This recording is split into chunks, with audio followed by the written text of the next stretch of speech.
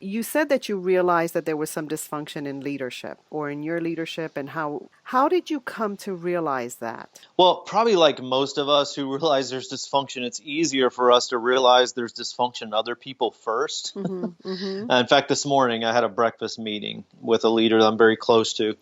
And I sat down and I was explaining to them some challenges that another leader, and almost in the midst of explaining those challenges to them, I had this thought, hey, there's some areas there that I can improve also. And so it's almost as if in my conversation with this person, somebody held up a mirror and said, hey, there's something a little off for you too. And the type of work that we did, we came into organizations, especially in higher ed, Mm-hmm. that experienced significant decline. I mean, double-digit decline in enrollment or in donor development. There was significant concern, even in some cases about the viability of the institution. Mm-hmm. And so we would come in and we would help them rethink processes and people systems and models and even data and get them back on track. And in every situation, the teams were very successful, made significant changes. But along the way, it always gets more chaotic before we start really seeing momentum and before we start seeing significant results.